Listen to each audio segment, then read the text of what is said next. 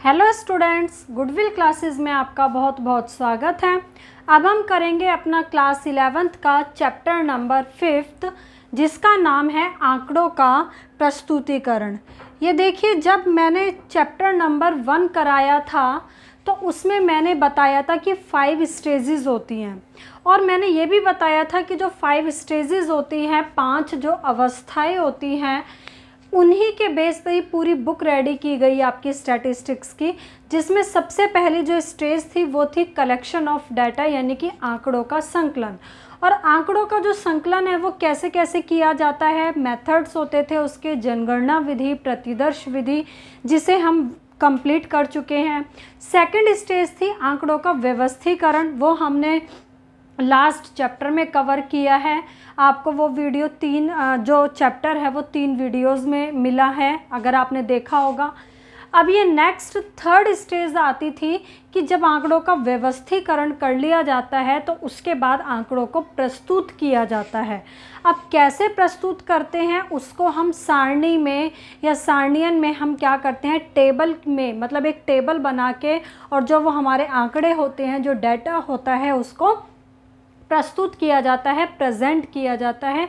तो कैसे कैसे प्रेजेंट करते हैं, क्या क्या वे होते हैं, कैसी कैसी सारणियाँ बनती हैं, वो हम सारा इस चैप्टर में कंप्लीट करेंगे। तो चैप्टर का नाम है आंकड़ों का प्रस्तुतिकरण, जो है पाठ्य एवं सारणियन प्रस्तुतिकरण। तो देखिए, सबसे पहला क्वेश्चन अब आपका यही आ जाता है कि आंकड़ों के प्रस्तुतिकरण से क्या अभिप्राय है। तो प्रस्तुतिकरण का मतलब क्या हो गया कि जो हमारा डाटा है, जो हमारे आंकड़े हैं, उनको टेबल में क्या करना, सारणी में क्या करना, प्रस्तुत करना, और प्रस्तुत इस तरीके से करना कि कोई भी व्यक्ति उसको इजीली अंडरस्टैंड कर पाए। तो प्रस्तुतिकरण का मेन मतलब यही हुआ कि हम आंकड़ों को इस तरीके से प्रस्तुत कर देते हैं कि जो भी हमारा उद्देश्य है वो हमें समझ आ जाता है कि ये जो टेबल है या इस टेबल में जो आंकड़े दिखाए जा रहे हैं वो किस उद्देश्य से दिखाए जा रहे हैं, क्या पर्पज़ है हमारा। ठीक है, तो सबसे पहले इसमें क्वेश्चन आपका यही है, ये 1 मार्क में आपके एग्ज़ाम में डेफिनेशन आ जाती है कि आंकड़ों के प्रस्तुतिकरण से क्या अभिप्राय है। तो आंकड़ों का प्रस्तुतिकरण क्या है, इससे अभिप्राय यह है कि आंकड़ों को स्पष्ट यानी कि क्लियर तथा व्यवस्थित रूप से, इस प्रकार, व्यवस्थित रूप मतलब ऐसा नहीं कि जैसा डाटा है उसको वैसा ही प्रेजेंट कर दिया, मतलब व्यवस्थित का मतलब अच्छे से जो डाटा होता है वो डिवाइड किया जाता है। कैसे, जैसे हमने लास्ट चैप्टर में पढ़ा था कि कुछ शिक्षित लोग हैं, कुछ अशिक्षित हैं, तो उनको हम डिवाइड पहले से ही कर लेते हैं कि ये शिक्षित लोगों की संख्या है और ये अशिक्षित लोगों की संख्या है।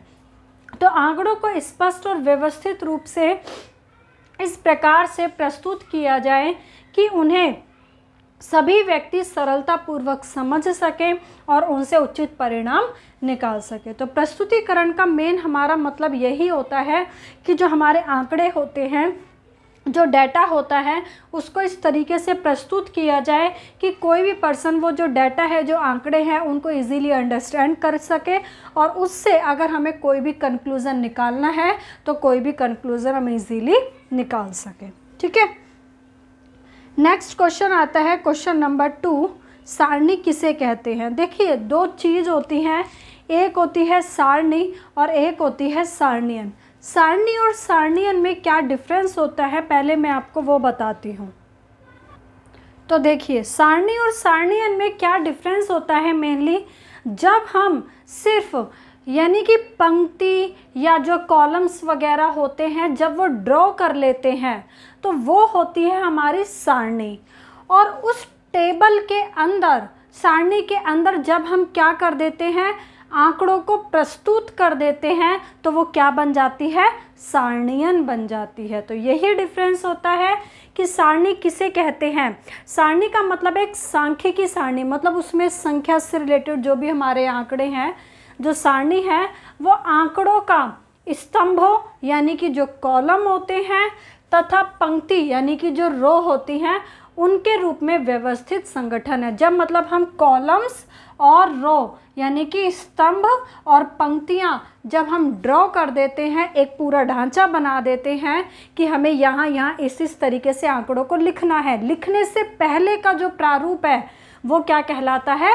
सारणी कहलाता है। अब इसी के बाद जस्ट नेक्स्ट क्वेश्चन ये है कि सारणियन किसे कहते हैं? तो सारणियन क्या हुआ? जो हमने पंक्ति यानी कि जो कॉलम्स और जो रो हमने बनाई हैं उनके अंदर सारणियन जो है, क्या है सारणियन? जो संख्यात्मक आंकड़े हैं, जो भी हमारा जो डाटा है उनका एक क्रमबद्ध तथा व्यवस्थित प्रस्तुतिकरण है। मेन यहाँ पे क्या है उसका? प्रस्तुतिकरण। क्रमबद्ध मतलब जो भी एक ऑर्डर में हम क्या कर रहे हैं, व्यवस्थित करके आंकड़ों को प्रस्तुत कर रहे हैं, तो ये होती है सारणियन। तो अब आपको डिफरेंस भी समझ आ गया होगा। सारणी का मतलब जो सिर्फ एक कॉलम्स का, रो का जो एक प्रारूप बनाया जाता है, लाइनें हम ड्रॉ कर लेते हैं, वो होती है सारणी। और जब उस प्रारूप के अंदर हम आंकड़ों को प्रस्तुत कर देते हैं तो वो बन जाती है सारणियन। और जिसका उद्देश्य क्या है? विचाराधीन समस्या को स्पष्ट करना है। मतलब जो भी हमारी जो भी समस्या है उसको हम शो कर रहे हैं, उसको हम टेबल के थ्रू दिखा रहे हैं, ठीक है, ताकि हम उससे कोई भी कंक्लूजन निकाल सकें। अब नेक्स्ट क्वेश्चन आता है, ये बच्चे एग्जाम में आया हुआ क्वेश्चन भी है। ये कह रहा है सांख्यिकीय सारणी के मुख्य भागों का वर्णन करें। मतलब जो हम सारणी तैयार करते हैं, जो एक प्रारूप हम तैयार करते हैं जिसके अंदर हमें आंकड़ों को प्रस्तुत करना है, तो उसके में उसमें सारणी में कौन कौन से पार्ट्स होते हैं, कौन कौन से भाग होते हैं, हमें क्या क्या ज़रूरी होता है लिखना, वो बताना है। और इन सभी भागों को दिखाते हुए सारणी का हमें क्या बनाना है? एक प्रारूप भी बनाना है, एक हमें पैटर्न बना के दिखाना है कि किस तरीके की सारणी होती है। तो देखिए, एक सांख्यिकी सारणी के मुख्य भाग निम्नलिखित है। मतलब जब हम एक सारणी तैयार करते हैं तो उस सारणी में क्या क्या चीज़ें होनी चाहिए। देखिए यहाँ पे कुछ पहले पॉइंट्स बता रखे हैं, जैसे आप ये देख रहे हैं 1 2 3 4 5 6 एंड 7, और फिर ये सारणी का पूरा क्या बनाया? प्रारूप बना रखा है, ठीक है। तो यही क्वेश्चन में पूछा था कि सारणी के भाग क्या क्या है और उसका प्रारूप, तो प्रारूप ऐसे बनता है। तो पहले लेकिन हम उसको डिस्कस कर लेते हैं, सारणी के मुख्य भाग क्या क्या होते हैं, फिर हम प्रारूप को देखेंगे। तो देखिए, सबसे पहले ये कह रहा है कि हमें क्या देनी चाहिए? हमेशा सारणी की संख्या। जब हम कोई भी सारणी रेडी करते हैं तो हमें उसकी संख्या लिखनी चाहिए कि सारणी नंबर 1 है, 2 है, 3 है, 4 है। ऐसा क्यों लिखना चाहिए? क्योंकि बहुत सारी सारणी होती हैं जो रेडी हो गई, जैसे हमारी 10 सारणी तैयार हो गई। अब 10 सारणी अलग अलग चीज़ों से रिलेटेड है, कोई बच्चों के इनकम से रिलेटेड है, कोई एक्सपेंडिचर से रिलेटेड है, कोई वेट से रिलेटेड है, ठीक है, कोई मार्क्स से रिलेटेड है। तो सारी सारणी अलग अलग हमारा जो समस्या है, अलग अलग समस्या को दिखा रही है। अगर हम इनकी सारणियों की संख्या नहीं डालेंगे कि भाई सारणी नंबर 1 दिखा रही है सभी बच्चों की इनकम को, फैमिली इनकम को, सारणी नंबर 2 दिखा रही है कि सभी बच्चों के जो फैमिली जो खर्चे हैं वो कितने कितने हैं, इस तरीके से हमने नंबर डाल दिया। अगर हम ये नंबर नहीं डालें तो हमें सारी सारणियों को दोबारा चेक करना पड़ेगा कि भाई हमें एक्सपेंडिचर वाली सारणी चाहिए, तो दोबारा आपको चेक करना पड़ेगा। लेकिन अगर हमने नंबर डाल दिया है और आगे फ्रंट पेज पे, जैसे आप कॉपी में इंडेक्स पेज जिसको बोलते हैं, वहाँ पे हमने लिख दिया जो टेबल जो 2 है वो क्या दिखा रही है? एक्सपेंडिचर को। तो हम इंडेक्स पे जाएंगे, जैसे आप तैयार करते हो अपने चैप्टर्स का इंडेक्स पे गए, हमें एक्सपेंडिचर की सारणी चाहिए, हमें पता चल गया सारणी नंबर 2 है, डायरेक्ट उसको हम ओपन कर सकते हैं। तो यही रीज़न है। तो सबसे पहले हमें सारणी की क्या देनी चाहिए? संख्या देनी चाहिए। तो देखो इसको पढ़ लेते हैं। सारणी को सबसे पहले एक संख्या अर्थात 1 2 3 इस तरीके से देना चाहिए। एक अध्याय में तालिकाएं मतलब जो टेबल है जिस क्रम से बनाई जाती हैं, जिस ऑर्डर से बनाई जा रही हैं, उसी के अनुसार उनकी संख्या दी जानी चाहिए। मतलब जैसे जो पहले बनाई है उसको नंबर 1, जो बाद में बनाई है नंबर 2। सारणी संख्या से उन्हें ढूंढने में सहायता मिलती है। बताया मैंने आपको, इजीली उसको हम देख पाएंगे और उनका उल्लेख हम सरलता से कर सकते हैं। मतलब जो भी हमें कंक्लूज़न निकालना है उसकी हेल्प से हम निकाल सकते हैं। सेकंड नंबर पे कह रहा है कि हमें हमेशा सारणी का शीर्षक देना चाहिए। भाई आपने सारणी तो बना दी और उसमें सब बच्चों का डाटा लिख दिया कि फैमिली इनकम कितनी है, बट आपने शीर्षक में, टाइटल में नहीं दिखाया कि जो ये टेबल है ये इनकम को शो कर रही है। तो क्या पता चल पाएगा टेबल क्या है?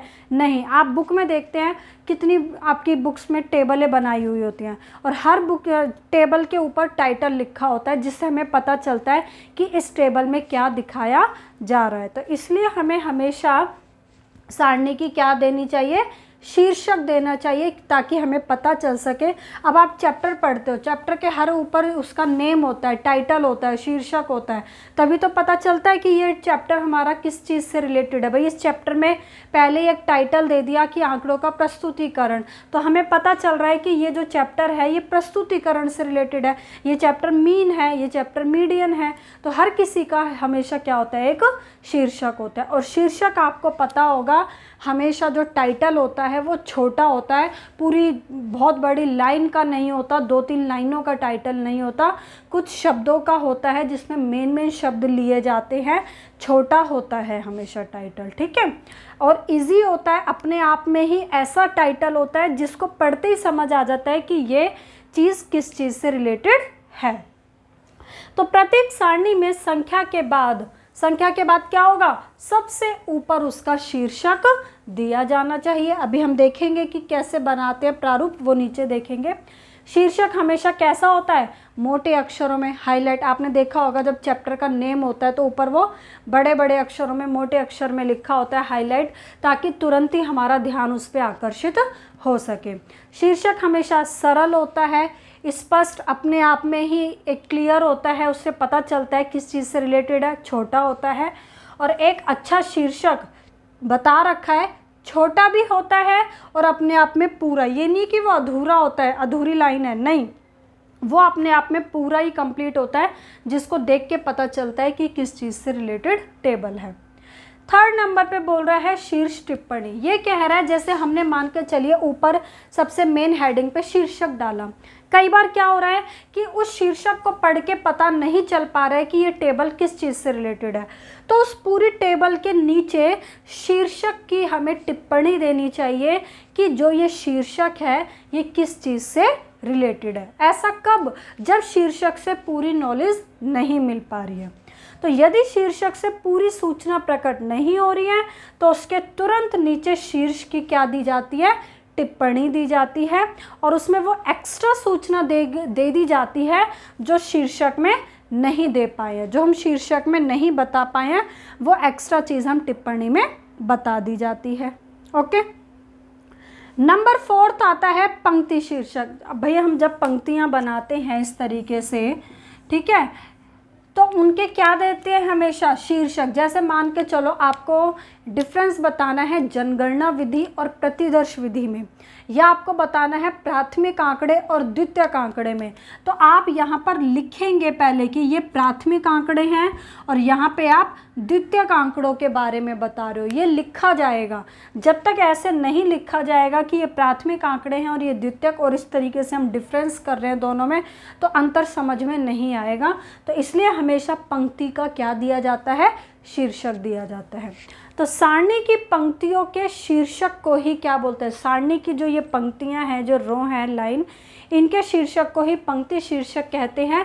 इसके द्वारा सरल भाषा में हमें ज्ञात हो जाता है कि हम पंक्तियों में क्या दिखा रहे हैं। ठीक है, क्लियर हो गया होगा आपको ये।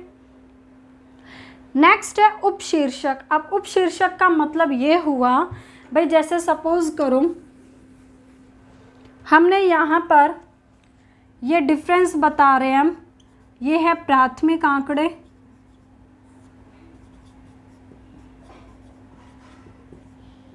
और इधर हम बता रहे हैं द्वितीयक आंकड़े। ठीक है, दोनों में हम डिफरेंस कर रहे हैं। अब कई बार आपने ये देखा होगा, या तो ये डायरेक्ट बता दिए जाते हैं, प्राथमिक आंकड़े वो होते हैं जो एक अनुसंधानकर्ता खुद जाके कलेक्ट करता है और ये पहले से ही कलेक्ट किए हुए होते हैं। ठीक है, इस तरीके से हम बताएंगे प्राथमिक आंकड़ों में लागत ज़्यादा आती है, द्वितीयक आंकड़ों में लागत कम आती है, इस तरीके से। लेकिन ये कह रहा है कि उपशीर्षक भी दे सकते हैं, मतलब यहाँ पे हम क्या बताने वाले हैं वो हम यहाँ लिख देते हैं। जैसे हमने लिख दिया यहाँ लागत तथा समय। अब यहाँ पे पता चल रहा है कि इस लाइन में जो हम बताएंगे वो लागत और समय से रिलेटेड बात की जाएगी, कि यहाँ प्राथमिक आंकड़ों में लागत और समय ज़्यादा लगता है, बट यहाँ पे द्वितीयक आंकड़ों में इसकी तुलना में कम लगता है। तो उसको क्या बोला जाता है, उपशीर्षक कहा जाता है। तो सारणी के जो स्तंभों के शीर्षक को ही हम क्या बोलते हैं, उपशीर्षक। स्तंभों मतलब जो ये कॉलम्स में हम क्या बता रहे हैं, यहाँ पे हर एक कॉलम में क्या बता रहे हैं, उनके शीर्षक को क्या बोला है, उपशीर्षक। इसके द्वारा ये ज्ञात होता है कि प्रत्येक कॉलम में हम कौन कौन से आंकड़े दिखा रहे हैं, मतलब क्या क्या इंफॉर्मेशन हम यहाँ पर देने वाले हैं वो हमें यहाँ पर पता चल जाता है। पॉइंट नंबर 6 आता है आपका टिप्पणी। टिप्पणी में क्या है, सारणी में दिए गए आंकड़ों के स्पष्टीकरण के लिए टिप्पणी देने की आवश्यकता होती है। कई बार क्या होता है, जैसे सपोज हमने यहाँ पे कोई संख्या में कोई आंकड़े लिखे, अब उसे हम यहाँ तो उसे एक्सप्लेन नहीं कर सकते, तो हम क्या करेंगे, सारणी में जो भी हम डाटा दिखा रहे हैं उसका क्लैरिफिकेशन के लिए, उसका स्पष्टीकरण के लिए नीचे हम क्या दे सकते हैं, टिप्पणी। जैसे सपोज करो भाई, प्राथमिक आंकड़े तो खुद से कलेक्ट होते हैं, अब द्वितीयक आंकड़े मान के चलो हमने पहले से ही कलेक्ट किए होते हैं, हम सिर्फ उनका यूज़ करते हैं, बट हमने यहाँ तो ये बता दिया डिफरेंस कि द्वितीयक आंकड़े वो होते हैं जो पहले से ही इकट्ठे किए हुए होते हैं और उनका यूज़ कर लिया जाता है, बट हमने यहाँ नहीं बताया कि वो हमने लिए कहाँ से हैं, तो उसकी टिप्पणी हम नीचे दे सकते हैं। तो यही कह रहा है कि सारणी में दिए गए जो भी हम आंकड़े लिख रहे हैं या जो हम इंफॉर्मेशन बता रहे हैं उसका और ज़्यादा क्लैरिफिकेशन के लिए टिप्पणी नीचे दी जा सकती है, और ये टिप्पणी सारणी के नीचे लिखी होती है। टिप्पणी तभी दी जानी चाहिए जब कोई आंकड़े या सूचना स्पष्ट ना हो या उसके विषय में कोई विशेष सूचना देनी हो। भाई हमें ये मतलब इंफॉर्मेशन देनी पड़ेगी कि द्वितीयक आंकड़े अगर हमने लिए हैं तो किस व्यक्ति से लिए हैं, उसका नाम क्या है, उसका पता क्या है, किस ईयर के ये डाटा है, तो इस तरीके की इंफॉर्मेशन नीचे देनी चाहिए। ठीक है, तो ये होती है टिप्पणी। एंड नेक्स्ट है स्रोत। स्रोत में ये बता रखा है यदि सारणी में, वही चीज़ आ गई, जैसे सारणी में द्वितीयक आंकड़ों को प्रकट किया गया है, द्वितीयक आंकड़े वो हैं जो पहले से कलेक्ट किए हुए हैं, उनको प्रकट किया गया है, तो उन आंकड़ों का स्रोत यानी कि वो आंकड़े कहाँ से लिए गए हैं सारणी के नीचे दिया जाता है। स्रोत के विषय में पूरी जानकारी दी जाती है। भाई जैसे हमने किस व्यक्ति से कलेक्ट किए हैं, प्रकाशन, कब ये डाटा पब्लिश किया गया था, क्या ईयर था, पृष्ठ संख्या, पेज नंबर, ये सब इनकी इंफॉर्मेशन नीचे दी जाती है। तो ये थे कि एक सारणी के मुख्य भाग की उसमें क्या क्या चीज़ें होनी चाहिए, और उसके बाद ये बोला था कि सारणी का एक प्रारूप भी बनाइए। तो देखिए सारणी का प्रारूप वही है जो अब आप देख रहे हैं, जो भी आपने थ्योरी में देखा है, पॉइंट्स देखे थे कि सबसे पहले सारणी के प्रारूप में क्या होती थी, संख्या होती थी, फिर शीर्षक दिया जाता था यहाँ पर, है ना। उसके बाद शीर्षक का अगर कुछ हमें नोट देना है तो यहाँ पे हेड नोट भी दे सकते हैं हम उसका। फिर ये थे आपके क्या, जो भी हमारे ये जो कॉलम्स हमने बनाए हैं इनके ये पंक्ति शीर्षक की यहाँ पे हम क्या क्या दिखा रहे हैं, ठीक है। उसके बाद उपशीर्षक यहाँ पे आ जाएंगे, ये खाने मतलब ये सेल हो गए जहाँ पे हमें डाटा लिखना है, और जो भी हमें इंफॉर्मेशन अगर शीर्षक से नहीं मिल पा रही है तो उसके नीचे क्या देते हैं, टिप्पणी देते हैं। स्रोत में अभी बताया कि ये डाटा कहाँ से लिया गया है, कौन से ईयर का है, तो इस तरीके की सारी इंफॉर्मेशन यहाँ पर दी जाती है। तो अब ये बच्चे आपको बिल्कुल एज इट इज़ आपको रेडी करना है सारणी का प्रारूप, इसको बना के प्रैक्टिस करनी है, क्योंकि ये एग्ज़ाम में आ जाता है बनाने के लिए। बिल्कुल सिंपल इसी तरीके से आता है 3 या 4 नंबर में कि सारणी का एक प्रारूप बनाइए। तो आपको एज इट इज़ जैसा है वैसा बनाना, इसमें कुछ आंकड़े नहीं लिखने, सिर्फ आपको ये प्रारूप बना के दिखाना होता है, ठीक है। यहाँ बोल भी रहा है, देखो ये रो हेडिंग्स होती हैं यहाँ पे ये, या फिर सब एंट्रीज या फिर सब title of the rose of the table, जो भी टेबल की जो रोज होती है उनकी यहाँ पे कुछ सब हेडिंग्स भी दी जा सकती है। ठीक है, तो इस तरीके का आप सारणी का जो ये प्रारूप है इसको अच्छे से रेडी करें, क्योंकि यह एग्जाम में आ जाता है। आप कह रहे हैं क्वेश्चन, सारणी रचना के संबंध में सुझाव या अच्छी सारणी की विशेषताएं समझाइए। वैसा ही क्वेश्चन बन गया इसको, बस क्वेश्चन की लैंग्वेज के अकॉर्डिंग हमें अपना थोड़ा सा आंसर को उसी लैंग्वेज में कन्वर्ट कर देना है। वो था कि एक सारणी में क्या क्या होता है वो हमने वो बताया। अब यहाँ पर कह रहा है कि एक अच्छी सारणी की विशेषता, मतलब अच्छी सारणी कौन सी होगी, तो अच्छी सारणी वही होगी जो एक सारणी में होता है। जैसे अभी हमने लास्ट क्वेश्चन में किया, शीर्षक होता है, संख्या होती है, उपशीर्षक होता है, टिप्पणियाँ होती हैं, ये एक सारणी में होता है। तो ये कह रहा है अच्छी सारणी की विशेषताएं, तो अच्छी सारणी वही होगी जो हमने वो पॉइंट्स देखे थे वो सब एक सारणी में होंगे, तो वो क्या बन जाएगी, एक अच्छी सारणी बन जाएगी। तो अब देखिए इसके हम कुछ पॉइंट्स देख लेते हैं इसी क्वेश्चन के अकॉर्डिंग।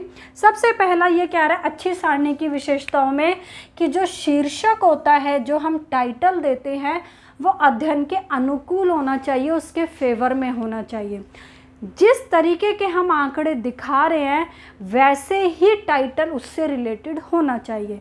जैसे हम टेबल में दिखा रहे हैं लोगों का आय और व्यय का एक हिसाब किताब दिखा रहे हैं टेबल में, ठीक है, फैमिली इनकम मतलब जो है कितनी है और एक्सपेंडिचर कितना है, तो उसका टाइटल उसी के अकॉर्डिंग होना चाहिए, ना कि कुछ और। भाई हमने डाल दिया वजन, हमने डाल दिया मार्क्स, तो वो तो गलत हो जाएगा ना। तो शीर्षक जो है, जो भी हम स्टडी कर रहे हैं उससे रिलेटेड होना चाहिए। तो सारणी का शीर्षक हमेशा आपको पता है सबसे ऊपर होता है और बीच में ही लिखा जाता है, ऐसा नहीं कि साइड में। कोई भी जब हम टेबल बनाएंगे तो उस टेबल के बिल्कुल मिड में, बीच में लिखते हैं। और ये जांच के उद्देश्य, मतलब अगर हम जांच करने लगें, वेरिफिकेशन करने लगें, तो उसके अनुकूल, उसके फेवर में होना चाहिए। सेकंड पॉइंट क्या कह रहा है, ये तुलना। तुलना का मतलब ये कह रहा है भाई यहाँ पर सपोज करो, अभी मैंने आपको ये बताया जैसे आप डिफरेंस कर रहे थे, यहाँ कर रहे थे प्राथमिक आंकड़ों में और यहाँ थे आपके द्वितीयक आंकड़े, ठीक है, इस तरीके का हम डिफरेंस कर रहे थे। तो डिफरेंस में ये कह रहा है, तुलना में इसका मतलब ये है कि अगर आप यहाँ पर ये पॉइंट बता रहे हो कि प्राथमिक आंकड़ों में लागत ज़्यादा आती है, तो यहाँ पर भी आपको यही बताना पड़ेगा द्वितीयक आंकड़ों में लागत कम लगती है, ताकि हमारी आपस में दोनों में हम क्या कर सकें, कंपैरिजन कर सकें, तुलना कर सकें। क्यों? अगर आप यहाँ बता रहे हो कि लागत ज़्यादा आती है, यहाँ बता रहे हो आप कि द्वितीयक आंकड़े पहले से ही किसी और के द्वारा कलेक्ट किए हुए होते हैं, तो हम तुलना नहीं कर पाएंगे। तो एक सारणी बनाते समय ध्यान रखना चाहिए कि जिन संख्याओं की हमें तुलना करनी है उन्हें हमेशा एक दूसरे के पास वाले कॉलम या पंक्ति में ही रखना चाहिए। तुलना की सुगमता के लिए, आसानी के लिए एक दूसरे के जो पास वाले कॉलम होते हैं पंक्तियों की तुलना में ज़्यादा रहते हैं। यानी कि कहने का मतलब है, मतलब अगर आप एक दूसरे के पास रखोगे तो ही एक अच्छा कंपैरिजन हो पाएगा, अदरवाइज नहीं हो पाएगा। ठीक है, अब आ जाता है पॉइंट नंबर थर्ड, विशेष महत्व। ये कह रहा है कि सारणी के कई तथ्य, कुछ फैक्ट ऐसे होते हैं जिन्हें विशेष महत्व, ज़्यादा इम्पोर्टेंस देने की ज़रूरत होती है। तो उन तथ्यों को सबसे ऊपर वाली पंक्ति या सबसे बाईं ओर वाले कॉलम में दिखाया जाना चाहिए। विशेष तथ्य को कॉलम या पंक्ति में मोटे अक्षर में प्रकट करना चाहिए।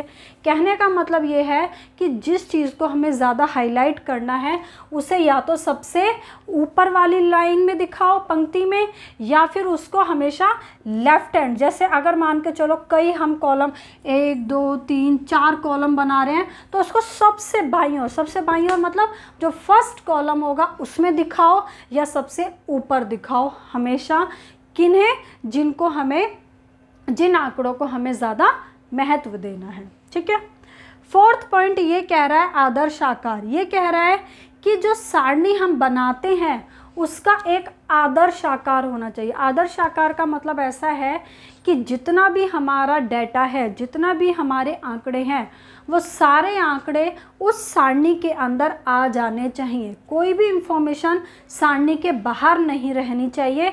तो इस तरीके का हमें आकार डिसाइड करना चाहिए।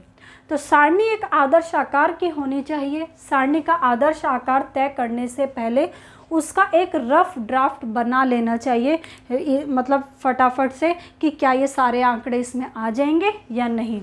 इसके द्वारा यह तय किया जा सकेगा कि कितनी पंक्तियां और कितने कॉलम हमें बनाने हैं, जिससे सारे आंकड़ों को हम प्रकट कर सके। तो यही कह रहा है कि आकार कैसा होना चाहिए, एक आदर्श, एक अच्छा। नेक्स्ट है पंक्ति शीर्षक। ये कह रहा है यदि पंक्तियां बहुत लंबी हैं, भाई जैसे हम यहाँ पे जो बताना चाह रहे हैं वो बहुत इतना बड़ी बड़ी मतलब वो डिटेल है, ठीक है। अब इस डिटेल को कोई पढ़ेगा, इससे अच्छा तो ये है कि यहाँ पर लेफ्ट हैंड साइड में आप जो एक आधार का कॉलम बनाते हो अपनी कॉपी में, कई बार डिफरेंस करते हैं, तो वही कह रहा है कि जो इन पंक्ति में हम दिखा रहे हैं, क्या दिखा रहे हैं, वो हमें यहाँ पर लिख देना चाहिए। तो उसको बोला गया है पंक्ति शीर्षक। तो यदि पंक्तियाँ बहुत लंबी हैं तो सारणी के बाईं ओर यहाँ पे लेफ्ट हैंड साइड हमें उनके अनुशीर्षक दे देने चाहिए। भाई हम यहाँ लागत के बारे में बता रहे हैं तो पहले ही हमें यहाँ लागत लिख देना चाहिए, ताकि हमें पढ़ के समझ आए कि इन लाइनों में लागत के बारे में बताया जा रहा है, खर्चे के बारे में बताया जा रहा है। नेक्स्ट है प्रतिशत तथा अनुमान। ये कह रहा है यदि आवश्यक हो, रिक्वायरमेंट हो कि सारणी में आंकड़ों के प्रतिशत या अनुपात प्रकट किए जाने चाहिए।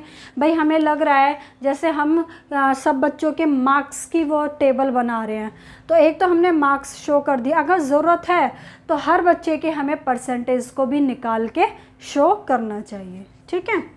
सामग्री का स्रोत, सारणी के नीचे यह लिखा जाना चाहिए कि आंकड़े कहाँ से प्राप्त किए गए हैं। अभी आपने प्रारूप में देखा भी था, नीचे स्रोत दिया जाता है कि इन आंकड़ों को कहाँ से लिया गया है, किस व्यक्ति से लिया गया है, कौन से ईयर में लिया गया है। नेक्स्ट है स्तंभों का आकार। स्तंभ मतलब कॉलम्स। ये कह रहा है जो स्तंभों का आकार प्राप्त सूचना, स्थान व अन्य खानों के आकार के अनुसार होना चाहिए। जैसे अभी हमने पढ़ा था कि आदर्श, पूरी टेबल एक आदर्श आकार की होनी चाहिए, तो वही चीज़ कह रहा है कि जो कॉलम्स के जो साइज़ है वो भी कैसे होने चाहिए, कि कितनी हमारी इंफॉर्मेशन है, कितना वो जगह लेंगे, उसके अकॉर्डिंग हमें वो कॉलम्स या खाने बनाने चाहिए। स्तंभों की व्यवस्था में कह रहा है स्थान के अनुसार मोटी और हल्की रेखाओं के द्वारा खाने बांट देने चाहिए ताकि समझने में सरल हो। भाई जैसे हमें हाईलाइट कर कई बहुत सारे कॉलम्स बनाने हैं तो कुछ मोटी लाइन से बना दिया, कुछ हल्की लाइन से, जैसे एक कई बार होता है एक डार्क से बना दिया, फिर एक थोड़ी हल्की बना दी है लाइन, ठीक है, फिर डार्क से। तो इस तरीके से कैसे भी हम उसको मतलब एक अच्छा अट्रैक्टिव दिखाने के लिए हम उसको बना सकते हैं। नेक्स्ट है सरल, मितव्ययी और सुंदर। ये कह रहा है कि जो सारणी है वो सरल होनी चाहिए ताकि इजीली समझ में आ सके और देखने में भी सुंदर लगे। सरल होनी चाहिए कहने का मतलब क्या है कि जो डाटा है वो इस तरीके से प्रस्तुत किया गया हो कि कोई भी व्यक्ति उस सारणी को देख के समझ पाए। तो ये हमने जो क्वेश्चन नंबर 5 किया था ये था एक अच्छी सारणी की क्या क्या विशेषताएं होती है, या एक अच्छी सारणी में क्या क्या कौन कौन से भाग होते हैं उनका हमने इसमें वर्णन किया था, ठीक है। अब हमारे इसमें 3 क्वेश्चन और रह गए हैं, क्वेश्चन नंबर 6, एक क्वेश्चन नंबर 7 और एक क्वेश्चन नंबर 8। इसको हम पार्ट 2 में कंप्लीट करेंगे क्योंकि जो वीडियो है वो ज़्यादा बड़ी ना हो, इसलिए मैं इनको पार्ट्स में आपको वीडियोस देती हूँ। तो अगर आपको फर्स्ट पार्ट में जो भी कराया है इसमें कोई भी डाउट हो, कोई भी प्रॉब्लम हो तो आप कमेंट सेक्शन में पूछ सकते हैं। और अगर आपको वीडियो पसंद आए तो ज़्यादा से ज़्यादा लाइक करें। Okay, thank you.